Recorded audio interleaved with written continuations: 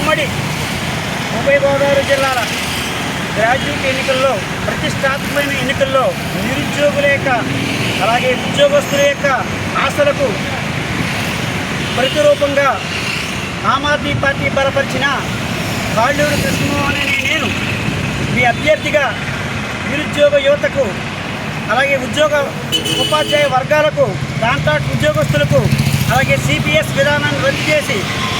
పాత పెన్షన్ విధానాన్ని తీసుకురావడం కొరకు మీకోసం పోరాటం చేయడానికి మీ ముందు వరుసలో మీ గొంతుకే నిలబడతానని ఈ ఎన్నికల్లో పోటీ చేయడానికి సిద్ధమై వచ్చి ఉన్నాను. కనుక నిరుద్యోగ సోదరులు, ఉపాధ్యాయ సోదరులు అలాగే కాంట్రాక్ట్ ఉద్యోగస్తుల యొక్క సమస్యల మీద పోరాటానికి ముందుకు వచ్చినందుకు వారి నుంచి పెద్ద ఎత్తున స్పందన ఎదురవుతోంది. కనుక వచ్చే ఎన్నికల్లో కాకినాడ పట్టణ ప్రజలు కూడా ఒక మంచి మార్పుని ఆశించి నాలాంటి వ్యక్తిని ప్రమోట్ చేస్తారని నా సీరియల్ నెంబర్ 6కు ఎదురుగా మొదటి ప్రాధాన్యతాక్రమం ఓటుని వేసి నన్ను అత్యధికంగా గెలిపిస్తారని, అదేవిధంగా ఆమ్ ఆద్మీ పార్టీ లాంటి పార్టీ దేశానికి రాష్ట్రానికి